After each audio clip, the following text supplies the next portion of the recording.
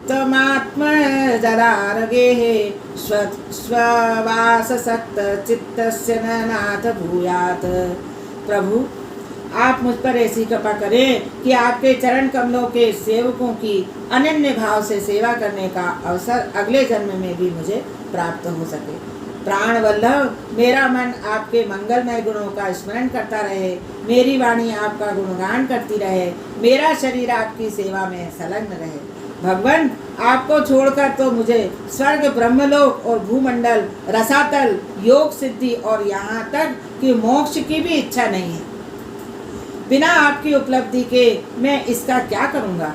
आपको छोड़कर मुझे कुछ भी नहीं चाहिए।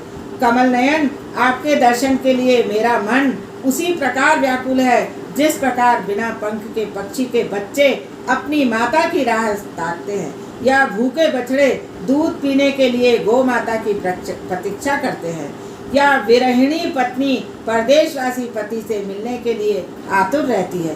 प्रभु से मिलने की आतुरता कितनी उत्कट होनी चाहिए, यह इन दृष्टांतों के द्वारा बताया गया है। प्रभु, मुझे मुक्ति की इच्छा नहीं है।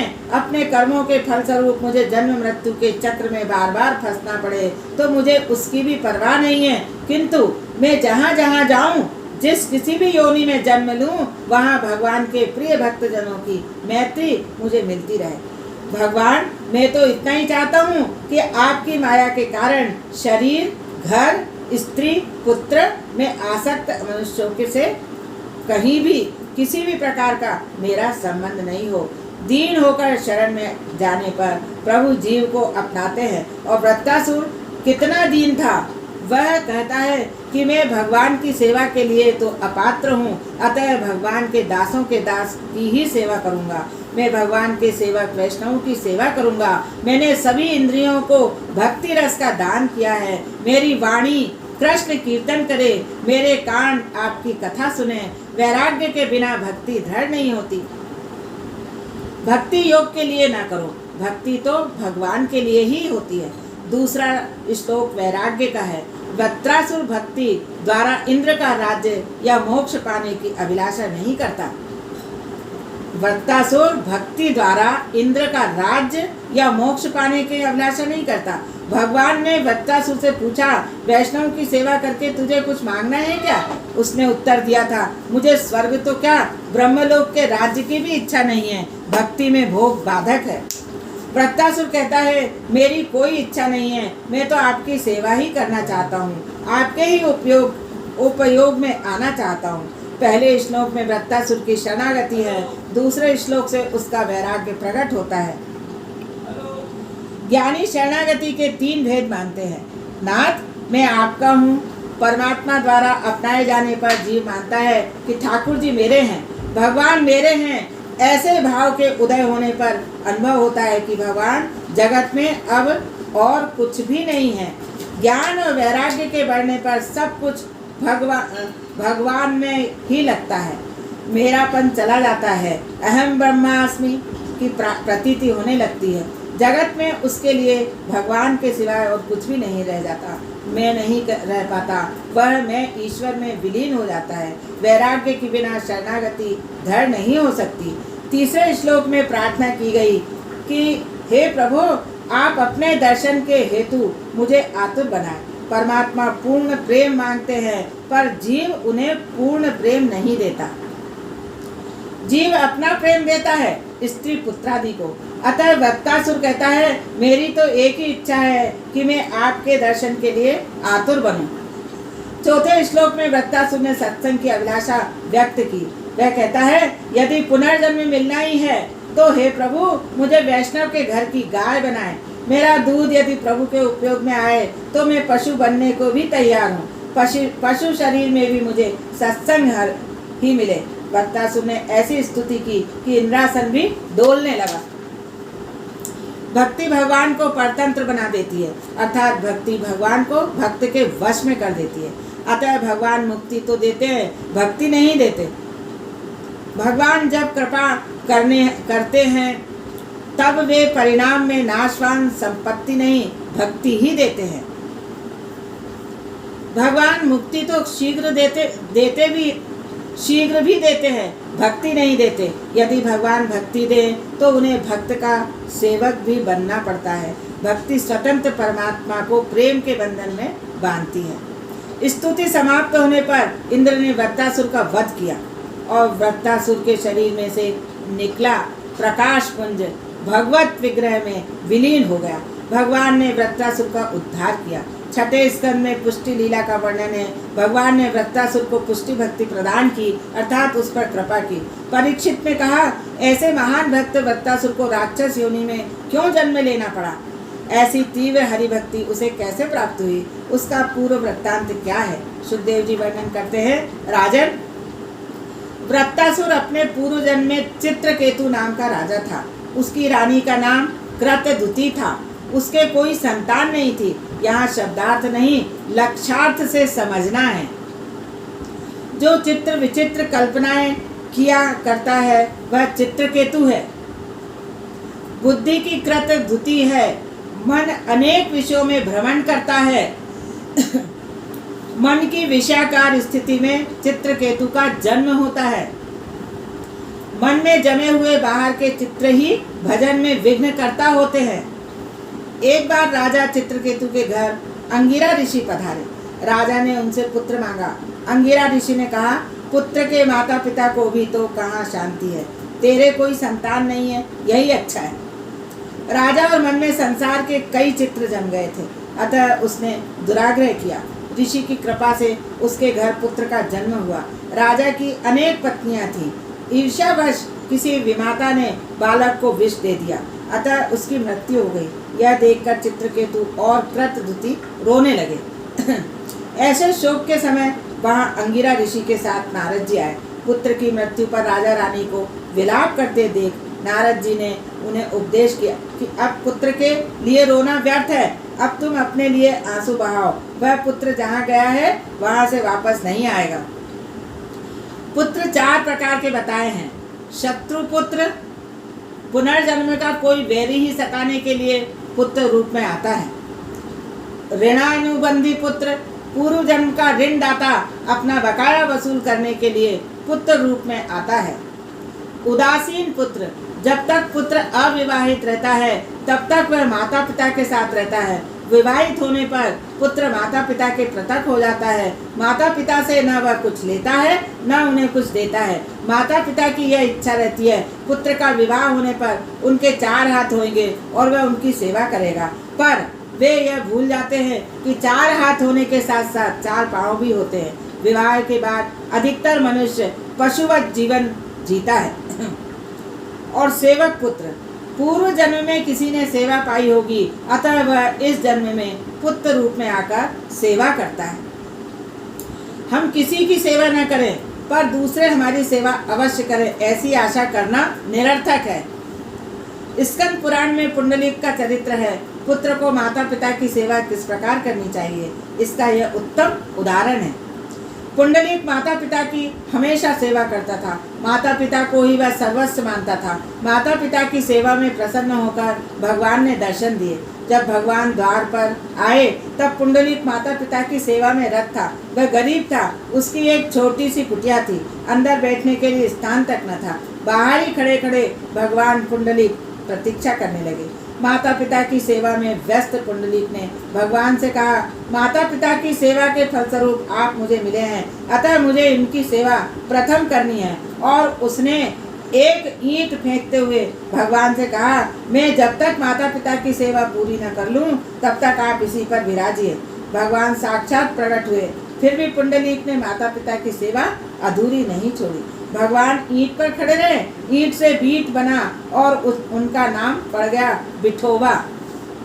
भगवान जब खड़े खड़े थक गए तो उन्होंने एक हाथ अपनी कटी पर रख लिया। आज भी पंढरपुर में वे वैसे ही मुद्रा में खड़े हैं।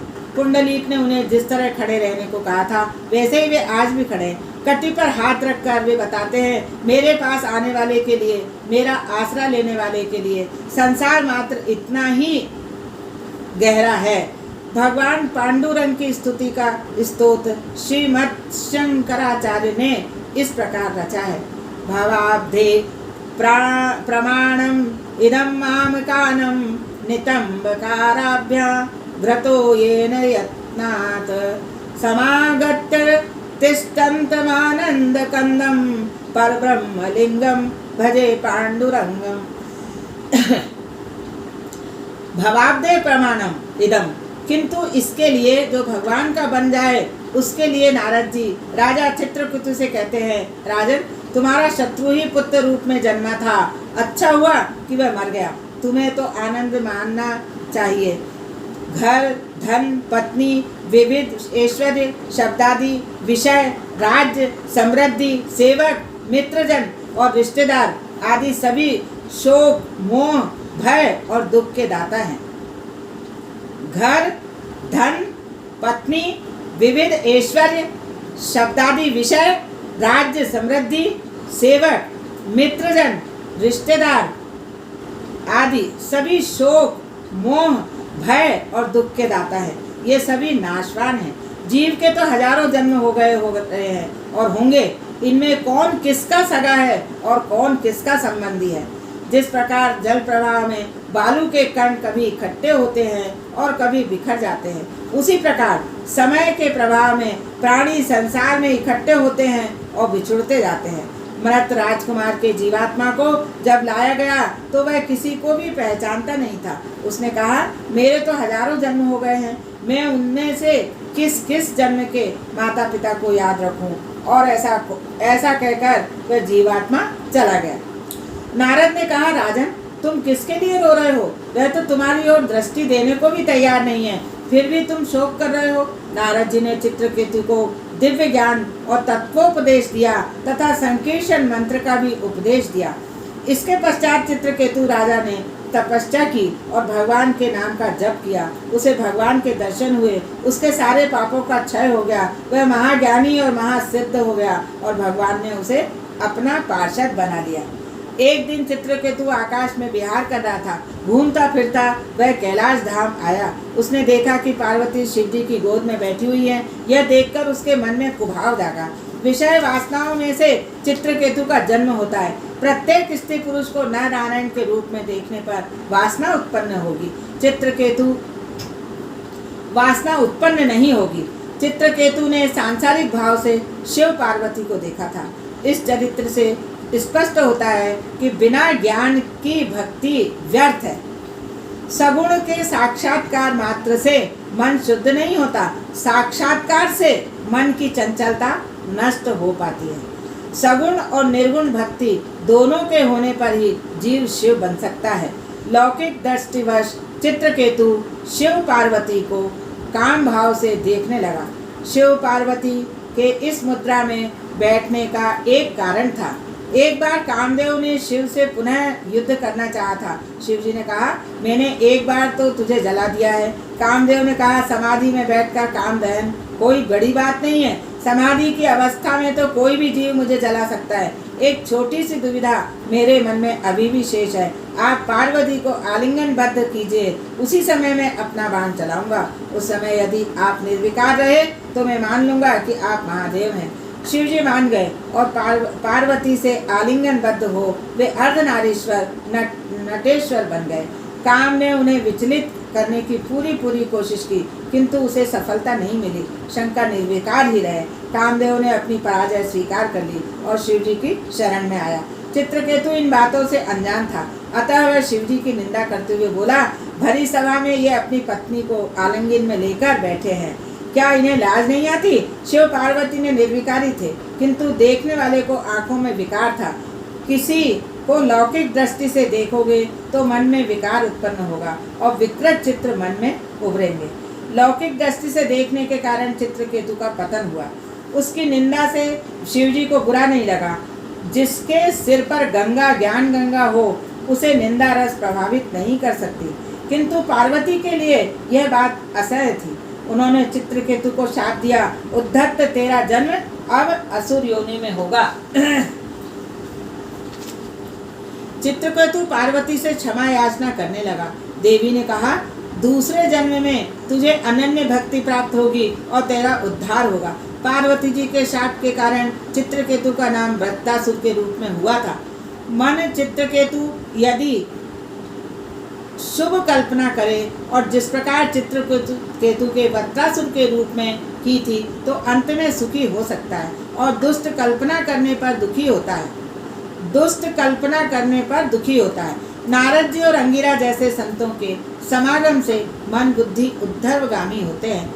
मन में विषय के चित्र न उभरें और सात्विक भाव जागें, इसके लिए सतत लक्ष्मी नारायण की पूजन करो। विष्णु सप्तगुण के अधिपति देव हैं। उनकी सेवा करने से मन में सात्विक भावों की वृद्धि होती है। विषयों के चित्र अंदर होते हैं, आंखें मूंद कर बैठोगे तो वे बाहर आएंगे। इन चित्रों को मिटाने के लिए लक्ष्मी नारायण की सेवा करनी आवश्यक है। दिति के दोनों पुत्रों की मृत्यु हो गई। दिति ने इंद्र को मारने के लिए व्रत किया। कश्यप ऋषि ने इंद्र को मारने वाला पुत्र प्राप्त हो सके, इस हेतु दिति को 1 वर्ष का व्रत बताया। इस व्रत का नाम था पुंसवन व्रत। चंचल मन को ईश्वर में स्थिर करने का साधन व्रत है। चंचल मन को ईश्वर में स्थिर करने का साधन व्रत है। व्रत से मन की चंचलता घटती जाती है और ईश्वर में स्थिरता बढ़ती जाती है। मन को ईश्वर में लगाए रखने का साधन ही व्रत है। दिति ने व्रत को किया, किंतु व्रत के नियमों का सम्यक पालन न करने के कारण व्रत भंग हुआ। परिणामतः मरुद गणों का उत्पत्ति हुई। भेद बुद्धि ही दिति है। भेद बुद्धि ही दिति है। चंचल मनोवृत्ति को एक स्थान पर स्थिर करके एक को अनेक में निहारा जाए, तभी व्रत सफल होता है। भेदभाव के कारण दिति के व्रत का भंग हो गया। अब दिति ने इंद्र से कहा, ये मेरी संतानें हैं, किंतु उनकी गणना देवों में होगी। दिति के मन में इंद्र के लिए अब कुभाव नहीं था। मरुद गणों की उत्पत्ति का वर्णन करके स्कंद की कथा समाप्त की गई। श्रीमद् भागवत का रहस्य 7वां स्कंद।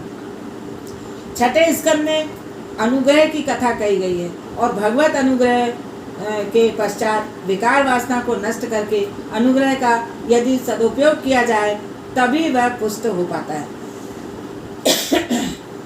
सेवा स्मरण में तन्मय होकर ही जीव पुष्ट हो सकता है। ठाकुर जी कई जीवों पर अनुग्रह करते हैं, उस अनुग्रह के सदुपयोग की रीति जीव जानता ही नहीं है। परिणामतः जीव पुष्ट तो हो ही नहीं पाता, अपितु दुष्ट बन जाता है। अब हम हिरण्यकश्यप और प्रहलाद की कथा सुने। हिरण्यकश्यप दैत्य बना और प्रहलाद देव। हिरण्यकश्यप ने संपत्ति का व्यय भोग विलास में और दूसरों को सताने में किया। वह दैत्य बना। प्रहलाद ने समय तथा शक्ति का उपयोग प्रभु की भक्ति करने में किया, अपने को कष्ट देने वाले का भी हित सोचने में किया, अतः वह देव बना। 7वें स्कंद में वासना के 3 प्रकार बताए गए हैं, असद वासना और सद वासना, मिश्र वासना।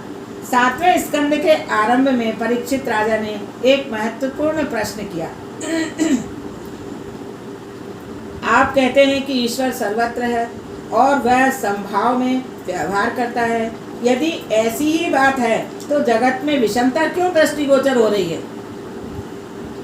ईश्वर चूहे में भी है और बिल्ली में भी, तो फिर बिल्ली चूहे को क्यों मारती है? भगवान यदि सम है तो वे जगत के विषमता क्यों रखते हैं? यदि मैं समभावी हैं तो फिर बार बार देवों को पक्ष लेकर दैत्यों को क्यों मारते हैं? ईश्वर में विषमता क्यों है? भगवान की दृष्टि में यदि सभी प्राणी समान हैं तो उन्होंने इंद्र के लिए वृत्तासुर का वध क्यों किया? मैं मानता हूँ कि दैत्य पापी है, अतः हरि उनका वध करते हैं, किंतु वृत्तासुर तो भगवत भक्त था, फिर उन्होंने उसका वध क्यों किया? सुखदेव जी कहते हैं, राजन, कदाचित क्रिया में विषमता भले ही हो, किंतु भाव में नहीं होनी चाहिए। समता अदैत्य भाव में है, क्रिया में वह संभव नहीं है। क्रिया में तो विषमता रहेगी, अतः समता भाव में रहनी चाहिए। घर में माता, पत्नी, संतान आदि होते हैं, सभी के प्रति पुरुष समान प्रेम ही रखता है, किंतु सभी के साथ एक समान बर्ताव नहीं कर सकता। माता को तो वह वंदन करेगा, पुत्री को नहीं। प्रेम आत्मा के साथ होता है, देह के साथ नहीं। भावना के क्षेत्र में तो अद्वैत भाव रहना ही चाहिए। समदर्शी बनना है तो समव्यवहारी होना तो संभव ही नहीं है। शंकराचार्य ने आज्ञा दी है, भावाद्वैतम सदा कुर्यात् क्रियाद्वैतम न कहिर्चित्। भागवत की आधि भौतिक साम्यवाद मान्य नहीं है, आध्यात्मिक साम्यवाद ही मान्य है।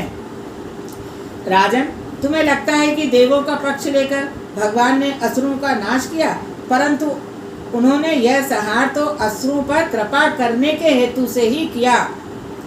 राजन, तुम जैसे होगे ईश्वर का रूप भी तुम्हें वैसा ही दिखेगा। ईश्वर का कोई निश्चित स्वरूप नहीं है, जीव जिस भाव से उन्हें देखता है उसके लिए वो वैसे ही बन जाते हैं।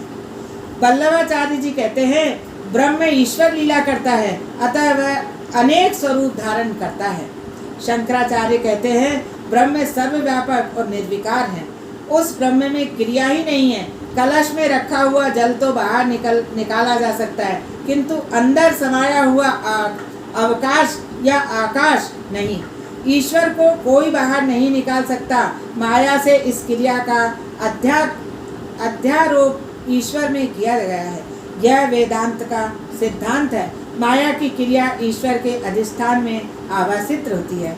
ईश्वर निराकार रूप से सर्वत्र व्यापक है। ईश्वर यदि किसी स्थान पर आवागमन करे तो उन्हें सर्वव्यापक कैसे कहा जा सकेगा? किसी भी स्थान पर जिसका अभाव ना हो उसे ही सर्वव्यापी कहा जा सकता है। आचार्य शंकर का मत है, ईश्वर निष्क्रिय है, माया के कारण ही उसमें क्रिया का भास होता है। वास्तव में भगवान कुछ भी नहीं करते, अतः उनमें विषमता नहीं है। अग्नि निराकार है, फिर भी लकड़ी जलती है, तो लकड़ी जैसा ही आकार अग्नि का भी आभासित होता है। उपाधि के कारण आकार का भास होता है। परमात्मा का वास्तविक स्वरूप व्यापक, निराकार और आनंद रूप है। आचार्य शंकर का यह सिद्धांत दिव्य है।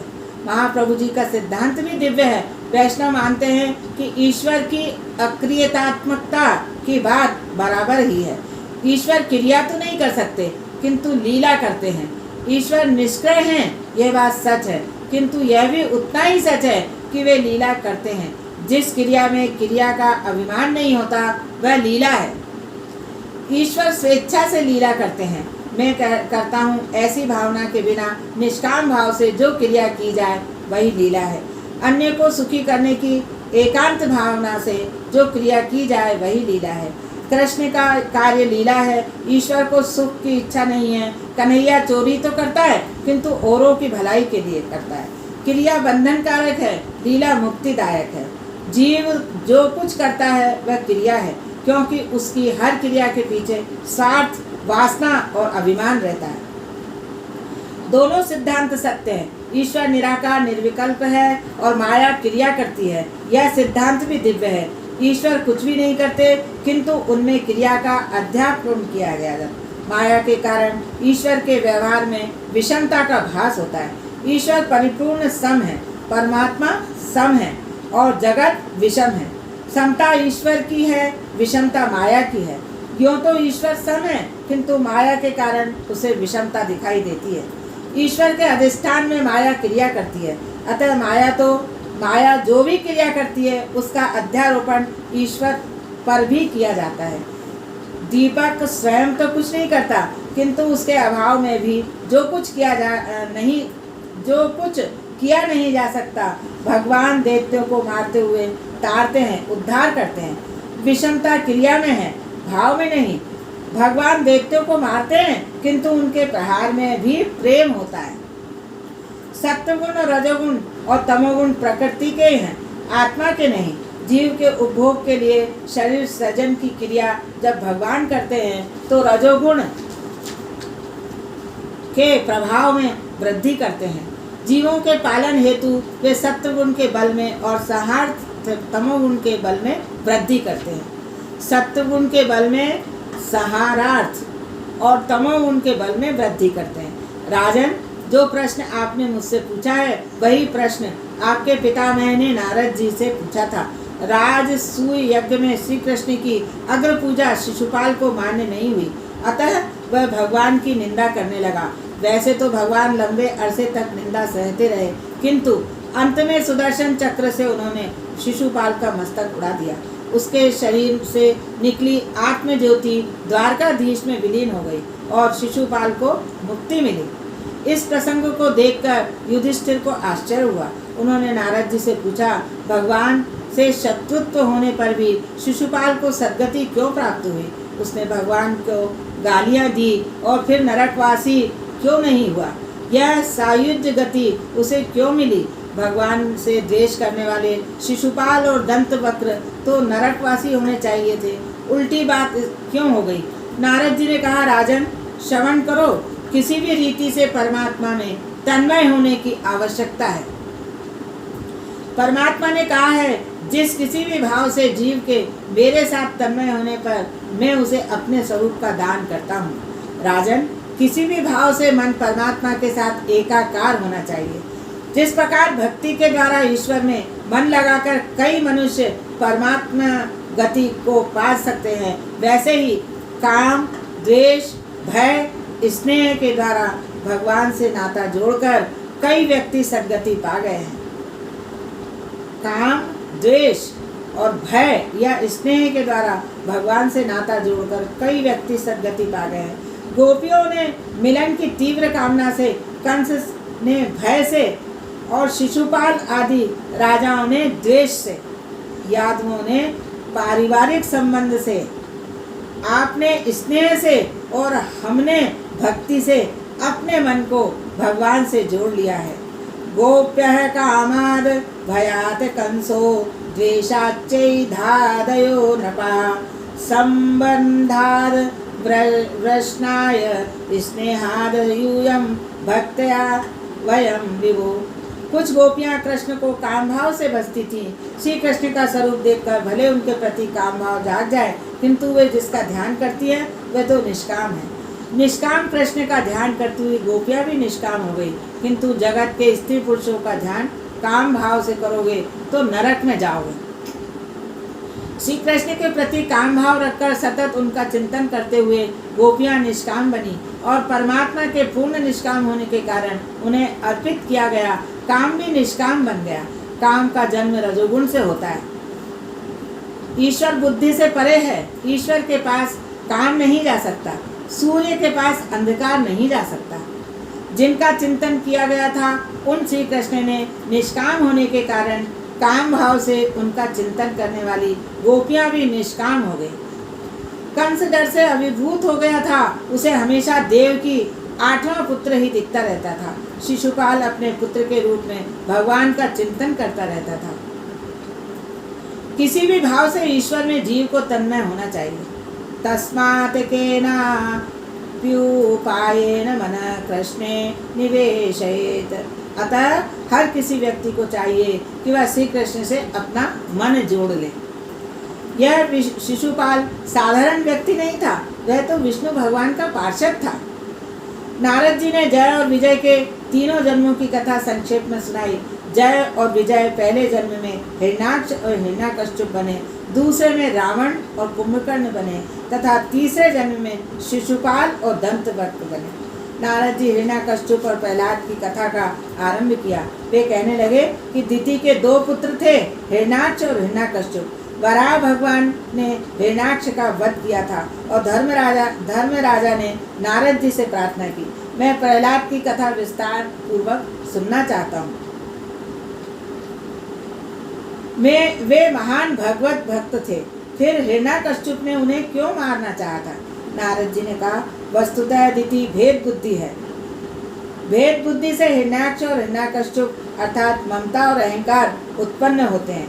मैं और मेरा भेद बुद्धि की संतानें हैं। सभी दुखों का मूल भेद बुद्धि है और सभी सुखों का मूल अभेद भाव है। शरीर से नहीं अपितु बुद्धि से यदि अभेद भाव स्थापित हो सके तो सभी के प्रति समबुद्धि हो सकती है। अहंकार को मारना कठिन है। विवेक से ममता का तो नाश हो सकता है, किंतु अहम भाव का नहीं। यदि अर्पण करने वाला व्यक्ति अपना मेरापन भी प्रभु को अर्पित कर दे तो ठाकुर जी कृपा करते हैं। मुझ में अभिमान नहीं है, ऐसा मानना भी अभिमान है। हिरण्यकश्यप अहंकार का रूप है। उसका व्यवहार ही ऐसा है कि जिससे देवों को, ज्ञानी पुरुषों को और अन्य सभी को कष्ट होता है। अभिमान सभी को सताता है और रुलाता है। ममता तो शीघ्र मर भी जाती है, किंतु अहंकार शीघ्र मरता नहीं है।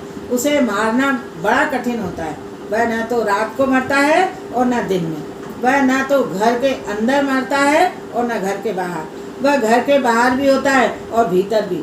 वह न तो शास्त्र से मरता है न अस्त्र से। उसे मध्य स्थान में ही मारना पड़ता है। मनुष्य यदि अहंकार को नष्ट कर दे तो वह ईश्वर से दूर नहीं रहेगा। अहंकार भीतर ही समाया रहता है। मनुष्य को दुख देने वाला अहंकार ही है। अहंकार को मारना है, वह दरवाजे की देहरी पर ही मरेगा। रास लीला में हर दो गोपियां के बीच श्री कृष्ण हैं। इसी प्रकार दो वृत्तियों के बीच में श्री कृष्ण को रखोगे तो अहंकार का नाश होगा। एक संकलन के समाप्त होने तथा दूसरी वृत्ति के उत्पन्न होने के मध्य से यदि श्री कृष्ण को रखोगे तो तुम्हारे अहंकार का नाश होगा। प्रत्येक इंद्रिय का मिलन जब तक परमात्मा के साथ नहीं होता तब तक अहंकार बना ही रहता है। पुरुष ईश्वर स्मरण में तन्मय हो जाए और अन्य किसी भेद का अस्तित्व नहीं रहे तो अहंकार की मृत्यु अवश्य होगी। ज्ञान सुलभ है, किंतु जब तक अहंता और ममता नष्ट न हो तब तक ज्ञान शोभा नहीं देता। हिरण्यकश्यप ज्ञानी तो था, किंतु उसका ज्ञान अहम भाव और ममता से भरा हुआ। अपने भाई की मृत्यु के पश्चात उसने भी ब्रह्मोपदेश किया था। जो औरों को उपदेश दे और स्वयं उसे जीवन में नहीं अपनाए वह असुर है। हिरण्यकश्यप अन्य मानवों को तो ज्ञानोपदेश देता था, किंतु स्वयं सोचता रहता था कि मेरे भाई के हत्यारे विष्णु से मैं कैसे बदला लूं। जब तक अहम भाव और ममता विद्यमान है तब तक ज्ञान का पाचन नहीं हो पाता। भक्ति से रहित ज्ञान शाब्दिक ही रहता है, अतः उस ज्ञान से जीव को कोई लाभ नहीं होता। वैराग्य और भक्ति के अभाव में ज्ञान का अनुभव नहीं हो पाता। कोई व्यक्ति बातें तो वेदांत और ब्रह्म ज्ञान की करे, किंतु प्रेम सांसारिक विषयों के साथ करे तो समझो कि वह दैत्य है, वह दैत्य वंश का है। हिरण्यकश्यप की मृत्यु का समाचार सुनकर हिरण्यकश्यप ने कहा, अपने भाई के हत्यारे विष्णु से मैं युद्ध करूंगा। उसने कई प्रकार से उपदेश वचन सुनाकर माता दिति को सांत्वना दी। उसने सोचा कि मैं विष्णु से अभी युद्ध नहीं करूंगा, अपितु पहले वरदान प्राप्त करके अमर हो लूं, फिर युद्ध करूं। हिरण्यकश्यप तत्पश्चात तपस्या करने चला तो उसकी पत्नी कयाधु ने पूछा, वापस कब लौटोगे? उसने उत्तर दिया, कुछ निश्चित नहीं है। 10,000 वर्षों तक मैं तप करूंगा, तब से अनेक सिद्धियां प्राप्त करके ही घर वापस आऊंगा। हिरण्यकश्यप मंदराचल पर्वत पर आया। यह कथा भागवत में नहीं है, यह कथा व्यास जी ने विष्णु पुराण में लिखी है। हिरण्यकश्यप की तपस्या का वृत्तांत जानकर देवों ने बृहस्पति से प्रार्थना की, आप हिरण्यकश्यप की तपस्या में बाधा उपस्थित कीजिए। बृहस्पति तोते का रूप धारण करके मंदराचल पर्वत पर आए और जहाँ हिरण्यकश्यप तपस्या करने बैठा था वहीं एक वृक्ष पर बैठकर नारायण नारायण नारायण का जप करने लगा। जैसे ही हिरण्यकश्यप मंत्र जप का आरंभ करता कि तोता नारायण को रट लगाना शुरू कर देता। यह देखकर हिरण्यकश्यप ने सोचा कि विष्णु की हत्या करने के लिए तो मैं तपस्या कर रहा हूँ और यह तोता उसी का कीर्तन कर रहा है। यह कहाँ से आ गया, हटता ही नहीं है। आज तपस्या प्रारंभ करने के लिए शुभ दिवस नहीं है। यह सोचकर वह सायंकाल घर वापस लौट आया। कयाधु को आश्चर्य हुआ कि मेरा पति आज ही क्यों वापस आ गया। वह पति से यह कैसे पूछे, वह क्रोधी जो था। शायद वह कहे कि तुझे क्या लेना देना। कयाधु ने सोचा मैं युक्ति से पूछूंगी। रसोई घर के सेवकों से उसने कहा, आज मैं स्वयं रसोई बनाऊंगी। भोजन में बड़ा वशीकरण होता है। लोभी तो द्रव्य से वश में करो, लोभी को द्रव्य से वश में करो, अभिमानी को प्रशंसा से। और हिरण्यकश्यप अभिमानी था, अतः सेवा करते हुए उसकी पत्नी भी उसकी प्रशंसा करने लगी। राजा भोज ने एक बार कालिदास से पूछा था कि शक्कर से अधिक मीठी वस्तु क्या है। कालिदास का उत्तर था प्रशंसा। कयाधु कहने लगी, इंद्र चंद्र आदि देवता आपसे थर थर कांपते हैं। आप जितेंद्रिय हैं, ज्ञानी हैं, आपके जैसा वीर न तो कोई हुआ है और न कभी होगा। मैं कितनी भाग्यशालिनी हूँ कि आप जैसा पति मुझे मिला। मैं जानती हूँ कि संकल्पित उद्देश्य को सिद्ध किए बिना आप लौट ही नहीं सकते। क्या आज वन में कुछ ऐसा प्रसंग आ गया कि आपको वापस लौटना पड़ा? अपनी प्रशंसा सुनकर हिरण्यकश्यप खिल उठा और कहने लगा, वैसे तो अपने निश्चित काम को पूरा किए बिना मैं नहीं लौटता, किंतु एक बाधा आ गई। अपशगुन भी हो गया सो वापस आ गया। कयाधु ने पूछा, कौन सी बाधा आ गई? क्या अपशगुन हो गया था? हिरण्यकश्यप ने कहा, मैं इस वृक्ष के पीछे बैठकर तपस्या कर रहा था, उसी वृक्ष पर बैठा हुआ तोता नारायण नारायण रटने लगा। कयाधु को बड़ा आनंद हुआ।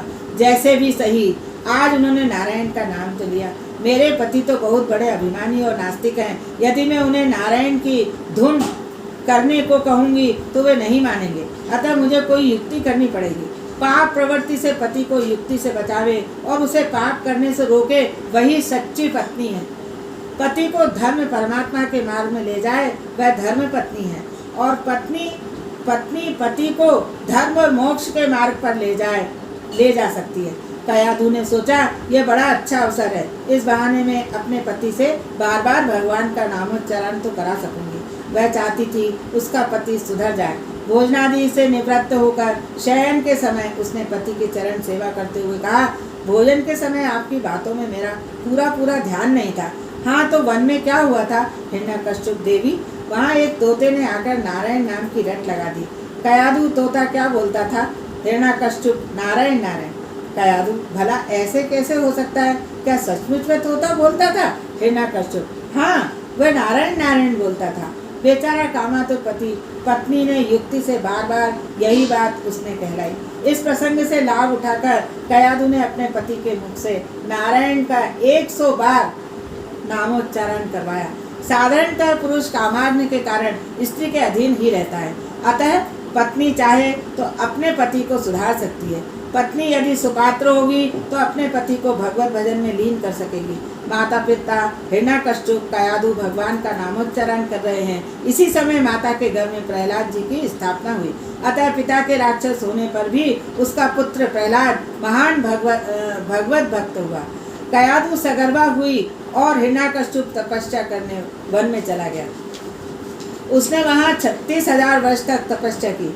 अन्न जल का भी त्याग कर दिया। कलयुग में प्राण अन्नमय और जलमय है, किंतु सतयुग में प्राण अस्थिमय था, अतः वैसी तपस्या शक्य थी। मात्र तप करने से ही मनुष्य का कल्याण नहीं हो सकता, वह शुद्ध नहीं हो सकता। तप के साथ भावना और हेतु भी शुद्ध होने चाहिए।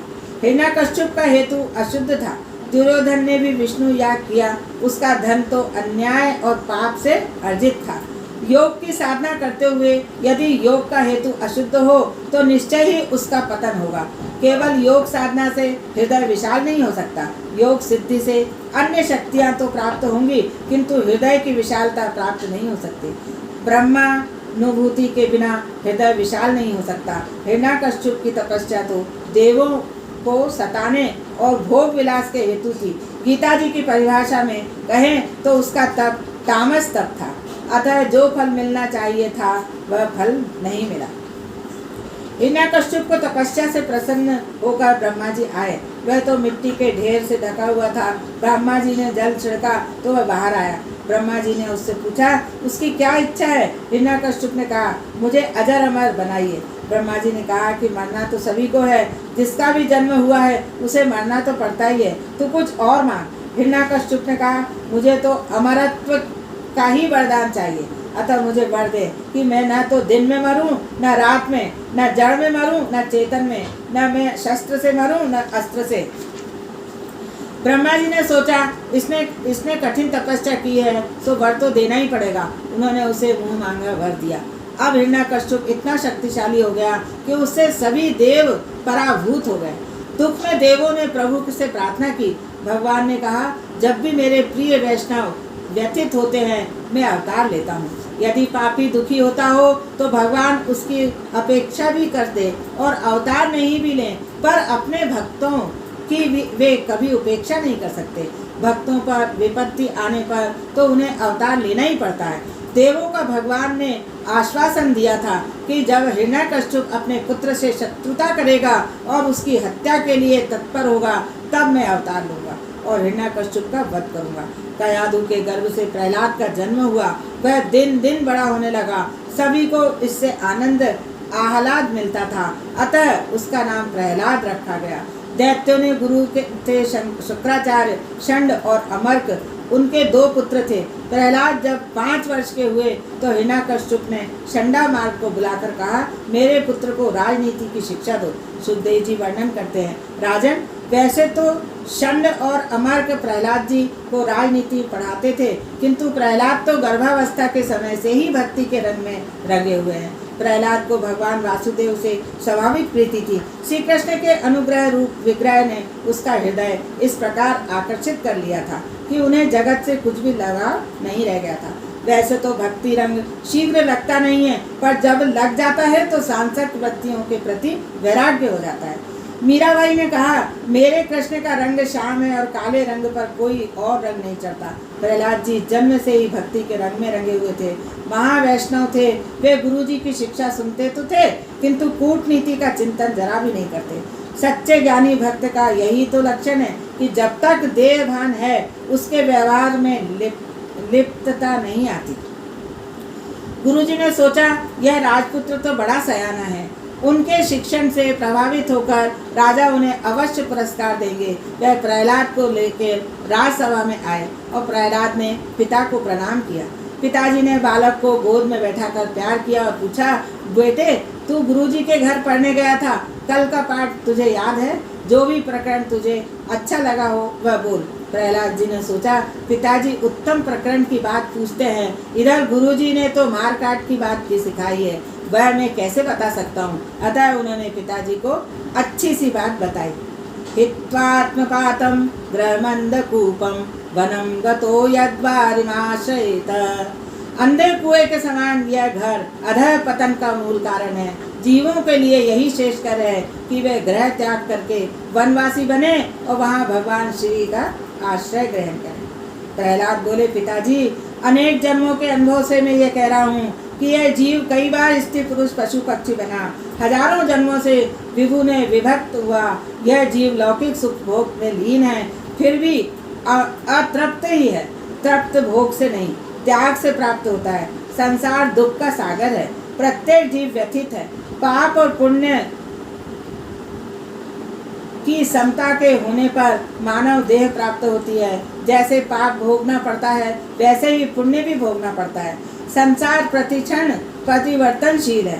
पिताजी, आज तक मेरे अनेक जन्म हो चुके हैं। मैं अपने अनुभवों से कहता हूँ, स्वार्थ और कपट के सिवाय इस जगत में और कुछ भी नहीं है। फिर भी जीव अविवेकी है, निस्वार्थ प्रेमी और परमात्मा ही है। अन्य सभी का प्रेम स्वार्थ और कपट से भरा हुआ है। संसार में रहकर कपट और छल करना ही पड़ता है। जहाँ कोई वासना आई कि छल कपट करना ही पड़ता है। इसी प्रकार की बात ऋषि याज्ञवल्क्य और मैत्रेयी जी के बीच में हुई थी।